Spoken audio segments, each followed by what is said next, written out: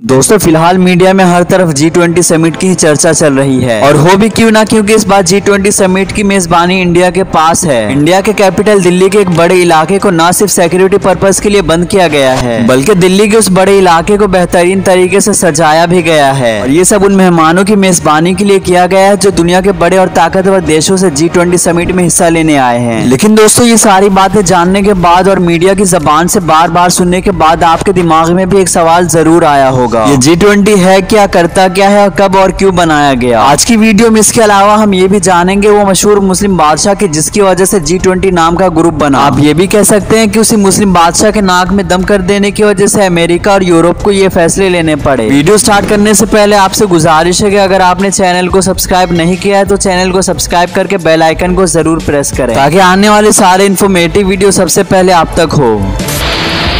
दोस्तों इस कहानी की शुरुआत होती है 21 अगस्त सन 1969 के दिन से, क्योंकि यही वो दिन था कि जब पूरी मुस्लिम दुनिया में कोहराम मच गया था। वजह ये थी कि मुसलमानों के 3 पवित्र स्थलों में से एक मस्जिद अल अक्सा जो कि यरूशलेम शहर में है, वहाँ साजिश करके आग लगाया गया और मुसलमानों की आस्था को ठेस पहुँचाया गया। आपको बता दें कि आग लगाने वाले आदमी का नाम डेनिस माइकल रोहन था और ये ऑस्ट्रेलिया का रहने वाला था। दरअसल उसने आग उस ऐतिहासिक मेंबर पर लगाई थी जो पिछले 800 सालों से मस्जिद अक्सा में मौजूद थी। ये ऐतिहासिक मेंबर जिसे सुल्तान नूरुद्दीन जंगी ने बनवाया था, इस ख्वाहिश के साथ कि जब वो मस्जिद अक्सा को सलीबियों से आजाद कराएंगे तब ये मिंबर मस्जिद अक्सा की शान और शौकत बनेगी। मगर उनकी आंखें ये सब देखने से पहले ही बंद हो गई और उनके इस ख्वाहिश को सुल्तान सलाहुद्दीन अय्यूबी रहमतुल्लाह अलैह ने पूरा किया। सुल्तान सलाहुद्दीन अय्यूबी के मस्जिद अल अक्सा फतेह करने के 800 सालों बाद तक ये मिंबर मस्जिद में रखा रहा, लेकिन जब 1969 में इसमें आग लगाई गई तब ये पूरी तरह से जलकर राख हो गया। तब से लेकर अब तक वहाँ एक और मिंबर मौजूद है, लेकिन वो असल नहीं बल्कि उसकी कॉपी है। 1969 में लगाई गई आग की वजह से सिर्फ वो मिंबर ही नहीं जला बल्कि आसपास के हिस्से भी जले, यहाँ तक कि मस्जिद की छत का एक हिस्सा भी आग की वजह से जलकर गिर गया। इस इंसिडेंट ने ऐसी चिंगारी का काम किया कि जिसकी वजह से सारी मुस्लिम दुनिया एक साथ हो गए। शहर में भी हालात खराब हो गए। शहर में रहने वाले यहूदी और मुसलमानों के बीच दंगे शुरू हो गए। जब इजराइल ने देखा कि मुस्लिम देश एकजुट हो रहे हैं और हरकत में आ रहे हैं तब इजराइल ने डैमेज को कंट्रोल करने की कोशिश की। उस दौर की जो प्रधानमंत्री थी उसने न सिर्फ दौरा किया बल्कि उसने उस आदमी को भी गिरफ्तार किया जिसने ये आग लगाई थी। मुस्लिम देशों को भी ये लगने लगा कि हमारे एकजुट होने से इजराइल अब डर चुका है और हमारी तरफ से कोई एक्शन नहीं चाहता और उस इंसान को कि जिसने ये आग लगाई थी उसे जल्द से जल्द सजा मिलेगी। लेकिन दोस्तों ऐसा कुछ भी नहीं हुआ, क्योंकि कुछ समय बाद ही इजराइल की तरफ से उस आदमी को आजाद कर दिया गया और इस खबर ने सारी मुस्लिम दुनिया को जोर का झटका दिया, क्योंकि ये उनके लिए पीठ में छुरा घोंपने जैसा था। इजराइल ने उसे ये कहकर आजाद कर दिया कि कोर्ट ने उसे दिमागी तौर पर बीमार पाया है। अब असल वजह जो भी रही हो, लेकिन इजराइल के इस फैसले ने वो कर दिखाया जो इजराइल कभी नहीं चाहता था, और वो था किसी भी मामले पे मुस्लिम देशों का एकजुट होना। नतीजे में न सिर्फ मुस्लिम देशों का एक ग्रुप बना के जिसे आज हम OIC के नाम से जानते, बल्कि इसके अलावा एक नई जंग का आगाज भी हुआ। इस जंग को रमजान वॉर या फिर यौम किपुर वॉर के नाम से जाना जाता है। 1973 में इस जंग का आगाज तब हुआ जब सीरिया और इजिप्ट ने इजराइल पर सरप्राइज अटैक किया। वैसे तो इस जंग में इजराइल के खिलाफ सीरिया और इजिप्ट जैसे देश थे, लेकिन इसके अलावा भी कई सारे मुस्लिम देश इजिप्ट और सीरिया को सपोर्ट कर रहे थे। जंग के शुरुआत में तो इजिप्ट और सीरिया इजराइल पर भारी पड़ रहे थे, लेकिन फिर वही हुआ कि जिसका अंदाजा सऊदी अरब के बादशाह किंग फैसल को था। हुआ ये कि जब सीरिया और इजिप्ट के हमलों को इजराइल बर्दाश्त न कर सका तब उसकी मदद करने के लिए हमेशा की तरह अमेरिका जंग में कूद पड़ा। अमेरिका ने एक ऑपरेशन लॉन्च किया कि जिसके बाद इजराइल की मदद के लिए एडवांस वेपन और हथियार भेजे गए। जैसा कि मैंने आपको बताया था कि किंग फैसल को पहले से अंदाजा था कि अगर जंग शुरू होती है तो अमेरिका इजराइल की मदद जरूर करेगा, और इसके लिए किंग फैसल ने भी अपनी तैयारी पहले से कर रखी थी। जैसे ही अमेरिका ने इजराइल की मदद की और वार्निंग देने के बाद भी पीछे ना हटा, तो फाइनली अब किंग फैसल ने भी वो फैसला ले लिया कि जिसके बारे में अमेरिका और यूरोप ने कभी सोचा भी ना था। एक ऐसा फैसला कि जिसने न सिर्फ वेस्ट की चीखें निकाली बल्कि इतिहास बदल कर रख दिया। ये फैसला था ऑयल एम्बार्गो का, यानी कि तेलबंदी का। अमेरिका सहित उन देशों का तेलबंदी किया गया था जो खुले तौर पर इजराइल को सपोर्ट कर रहे थे। वैसे तो किंग फैसल पहले भी ऐसा करना चाहते थे, लेकिन मुस्लिम देशों में एकता न होने की वजह से वो ऐसा कर ना पाए। दोस्तों तेलबंदी के बाद न सिर्फ अमेरिका के कारोबार ठप हुए बल्कि अमेरिका के जो दुनिया भर में मिलिट्री ऑपरेशन चल रहे थे वो भी बंद हो गए। स्पेशली अमेरिका की जो वियतनाम में वॉर चल रही थी वहाँ सप्लाई तो बिल्कुल ही बंद हो गया। इसके बाद अमेरिका में मौजूद बड़ी से बड़ी फैक्ट्री भी तेलबंदी की वजह से बंद होने लगी। हालात यहाँ तक आ गए कि कुछ देशों में फ्यूल स्टेशन और गैस पॉइंट्स को बंद किए जाने लगे। गाड़ियों की लंबी लंबी लाइन लगा करती थी और लोगों को अपनी बारी आने के लिए कई दिनों तक का इंतजार करना पड़ता था। यूरोप में तो ऐसे भी दिन मनाए जाने लगे कि जब लोग रोड पर अपनी गाड़ियां खड़ी करके घोड़ों से सफर किया करते थे। तेल न मिलने पर लोग घरों में भी लकड़ियां जलाने पर मजबूर हुआ करते थे। दिलचस्प बात तो यह है कि इस तेलबंदी को कई जगह मजहबी तौर पर भी इस्तेमाल किया गया, यानी कि यूरोप में बहुत सारे इलाकों में लोगों को समझाया गया कि ऐसे हालात में आप ईश्वर को याद करें, अब वही हमारी मदद कर सकता है। यहाँ तक कि कुछ पेट्रोल पंप्स को टेम्परेरी चर्च भी बना दिया गया था। एक पेट्रोल पंप पे तो यहाँ तक लिखा गया कि आप गैस की जगह अपनी रूह को पाकीज़ा करें। देखते ही देखते इस तेलबंदी ने अमेरिका की 2.5% इकोनॉमी को तबाह बर्बाद कर दिया। इतना ही नहीं बल्कि अमेरिका में 1973 में क्रिसमस ऐसे मनाया गया कि जैसे मानो क्रिसमस है ही नहीं। ना तो लोगों ने घरों को सजाया और न ही रोड जगमगा रहे थे, क्योंकि गवर्नमेंट ने लाइटिंग वगैरह पर पाबंदी लगा रखी थी। जाहिर है कि अब अमेरिका और यूरोप में ऐसे बुरे हालात है तो अब अमेरिका भी ऐसे खामोश बैठने वाला नहीं था। अमेरिका ने सऊदी अरेबिया को धमकी दिया कि अगर वो ऑयल एम्बार्गो बंद नहीं करता है तो अमेरिका सऊदी अरब पर कब्जा कर लेगा। इस पर सऊदी अरब के किंग फैसल ने ऐसा जवाब दिया कि जो आज भी तारीख के सुनहरे पन्नों में दर्ज है। शाह फैसल ने कहा कि तुम तो वो अमेरिकी लोग हो जो तेल के बगैर अपनी जिंदगी सोच भी नहीं सकते, मगर हम वो रेगिस्तानी लोग हैं जो खजूर और ऊँटनी के दूध पर गुजारा कर लिया करते थे, इसलिए हमें अपनी पुरानी जिंदगी पर गुजरने पर कोई परेशानी नहीं है। किंग फैसल के इस मैसेज से बात क्लियर था कि सऊदी अरेबिया किसी भी हालत में अपने फैसले से पीछे नहीं हटने वाला। दूसरी तरफ अमेरिका भी इतनी सारी परेशानियां झेलने के बाद इसराइल को बीच में छोड़ने के लिए तैयार नहीं था। अमेरिका ने इसराइल की हर वो मुमकिन मदद की जो इसराइल को इस जंग में चाहिए था।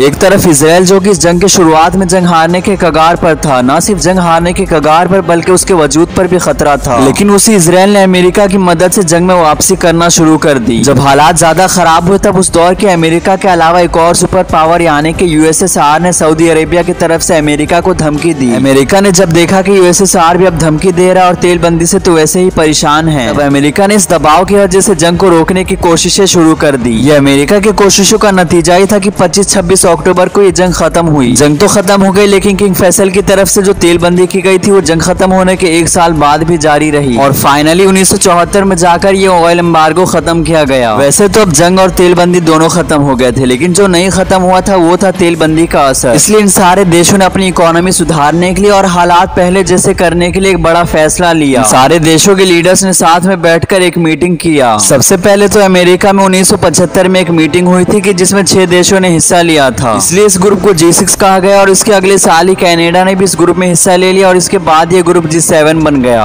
आपको बता दें कि G7 से इंस्पायर्ड होकर G20 बना, जो आजकल बहुत ज्यादा चर्चों में है। दरअसल G20 बनाने का सबसे बड़ा कारण भी फाइनेंशियल क्राइसिस ही था। 1999 में G7 के फाइनेंस मिनिस्टर्स की मीटिंग चल रही थी, तभी G20 नाम के ग्रुप को बनाया गया। G20 में India, United states, Australia, Indonesia, Germany, Saudi Arabia, Italy, China, Russia, United kingdom, Turkey, Mexico, France, Japan, Argentina, south Africa, Canada, Brazil, south Korea जैसे देश। लेकिन आपको बता दें कि 2023 के G20 समिट में अफ्रीकन यूनियन को भी नया मेंबर बनाया गया है।